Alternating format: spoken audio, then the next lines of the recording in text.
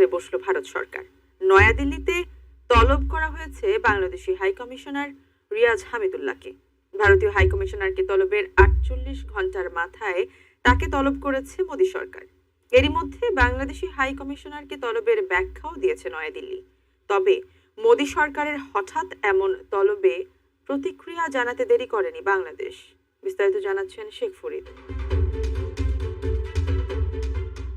নয়াদিল্লিতে বাংলাদেশের high commissioner Riaz হামিদুল্লাহকে তলব করেছে ভারতের পররাষ্ট্র মন্ত্রণালয়।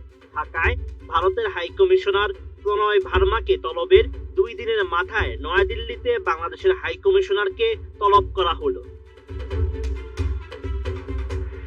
ভারতীয় সংবাদ মাধ্যম এনডিটিভি জানিয়েছে, ঢাকায় ভারতীয় হাই কমিশনের সাম্প্রতিক হুমকি এবং বাংলাদেশি রাজনৈতিক নেতাদের ভারত বিরোধী বক্তব্যের প্রতিবাদ জানাতে দিল্লিতে নিযুক্ত বাংলাদেশের হাই কমিশনার মোহাম্মদ রিয়াজ হামিদুল্লাহকে তলব করেছে ভারত। 17 ডিসেম্বর দুপুরে বাংলাদেশি হাই কমিশনারকে তলব করে একটি আনুষ্ঠানিক কূটনৈতিক প্রতিবাদ জানিয়েছে মোদী সরকার। ভারতীয় সংবাদ মাধ্যমটি আরো জানায়, জাতীয় নাগরিক পার্টির মুখ্য সংগঠক হাসনাত আব্দুল্লাহ সাম্প্রতিক কিছু মন্তব্যকে কেন্দ্র করে এই পদক্ষেপ নেওয়া হয়েছে। ওই নেতা হুমকি দিয়েছিলেন, দিল্লি বিরোধী শক্তিকে আশ্রয় দিয়ে ভারতের 7 সিস্টার্সকে মূল ভূখণ্ড থেকে বিচ্ছিন্ন করতে সহায়তা করবে ঢাকা। ইনকিলাব মঞ্চের মুখপাত্র ওসমান হাদির উপর হামলার প্রতিবাদে ইনকিলাব মঞ্চ আয়োজিত এক সমাবেশে এমন অভিযোগ করেন হাসনাত আব্দুল্লাহ। এ সময় হাদির উপর হামলায় অভিযুক্তদের ভারত মদদ দিচ্ছে বলেও উল্লেখ করেন তিনি। আমাদের দেশে যারা অস্থিতিশীল পরিবেশ তৈরি করতে চাচ্ছে, হাদি ভাইকে যারা হত্যা করেছে, নির্বাচন যারা বানচাল করতে চাইছে, দেশের পরিবেশকে যারা অস্থিতিশীল করতে চাইছে, সীমান্তে যারা আমাদের ভাইদেরকে বোনদেরকে মেরে ঝুলিয়ে রাখে, তাদের আশ্রয় এবং প্রশ্রয়দাতা পৃষ্ঠপোষকতা দিচ্ছে ভারত। ভারতকে স্পষ্ট ভাষায় বলতে চাই, আপনারা যেহেতু তাদেরকে আশ্রয় প্রশ্রয় দিচ্ছেন, কত স্পষ্ট করে বলে দিতে চাই, ভারতের যারা সেপারেটিস্ট আছে, বাংলাদেশে আমরা তাদেরকে আশ্রয় প্রশ্রয় দিয়ে যে 7 সিস্টার রয়েছে সেটাকে বাংলাদেশ থেকে ভারত থেকে নতুন বাংলাদেশ গড়তে গেলে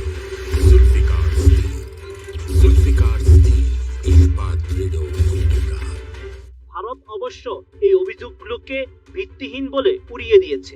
এক বিবৃতিতে ভারতের পররাষ্ট্র মন্ত্রণালয় জানায়, নয়াদিল্লির আশা বাংলাদেশের অন্তর্বর্তীকালীন সরকার অভ্যন্তরীণ আইন শৃঙ্খলা রক্ষার পাশাপাশি শান্তিপূর্ণ নির্বাচনের পরিবেশ নিশ্চিত করতে প্রয়োজনীয় সব পদক্ষেপ গ্রহণ করবে।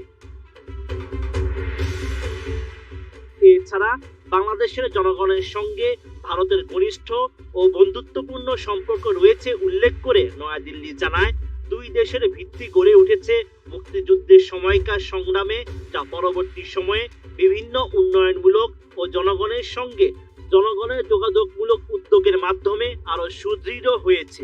বাংলাদেশে শান্তি ও স্থিতিশীলতার পক্ষে রয়েছে ভারত।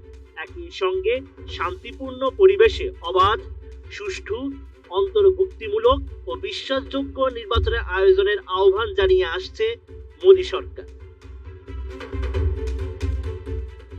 এদিকে নয়াদিল্লিতে বাংলাদেশি হাই কমিশনার তলবের ঘটনায় প্রতিক্রিয়া জানিয়েছে অন্তর্বর্তী সরকারের পররাষ্ট্র উপদেষ্টা তৌহিদ হোসেন। 17 ডিসেম্বর সন্ধ্যায় পররাষ্ট্র মন্ত্রণালয়ে এক সংবাদ সম্মেলনে তিনি জানান, বাংলাদেশের হাই কমিশনারকে দিল্লিতে তলব খুবই অপ্রত্যাশিত।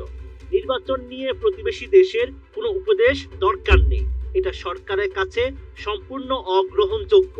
গত 15 বছরে ভারত নিরপেক্ষ নির্বাচনের জন্য এমন নসিহত করেনি, তাহলে এখন কেন করছে? সরকারের অংশ, সে তো সরকারের অংশ না। সরকারের বক্তব্য যদি হতো সেটা হয় আমি বলতাম, আর নয়তো সরকারের যে সর্বোচ্চ অফিস সেখান থেকে বলতে পারে। এটা অনেকটাই অবান্তর। আমরা তাদের হাই কমিশনারকে ডেকেছি, এটার ব্যাপারে তাদের কিছু আমরা যা কিছু বলেছি এ নিয়ে তারা গ্রহণ করে, তাদের কিছু দ্বিমত আছে বিষয়ে। একইভাবে আমাদের হাই কমিশনারকেও তারা ডেকেছে। এটা খুব অপ্রত্যাশিত না, সাধারণত এটা ঘটে, একজনকে ডাকা হয়। এটা বাস্তবতাকে মেনে নেওয়াই ভালো যে আসলে ওই সরকারের শুরু থেকে আজকে পর্যন্ত টানাপোড়েন তো আছে ভারতের সাথে টানাপোড়েন ছিল, এটা মেনে নিয়েই আমরা সবসময় বলে আসছি যে আমরা একটা গুড ওয়ার্কিং রিলেশন চাই। তো আমরা চাইলে সেটা যে হবেই এমন তো কোনো কথা নেই। বাংলাদেশে নির্বাচন কেমন হবে এটা নিয়ে আমরা আমাদের প্রতিবেশীদের উপদেশ চাই। আমরা এই সরকার ডে ওয়ান থেকে স্পষ্টভাবে বলে আসছে যে আমরা একটা অত্যন্ত উচ্চমানের মানুষ যেন গিয়ে ভোট দিতে পারে সেই পরিবেশ সৃষ্টি করতে চাই, যে পরিবেশ গত 15 বছর ছিল না।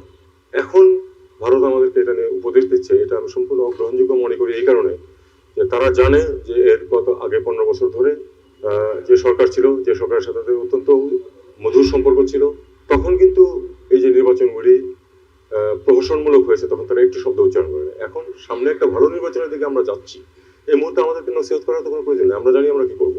এছাড়া সাবেক প্রধানমন্ত্রী শেখ হাসিনাকে ভারত থামাতে না চাইলে বাংলাদেশ তাকে থামাতে পারবে না বলেও মন্তব্য করেন তৌহিদ হোসেন। Sheikh Farid, ATN news.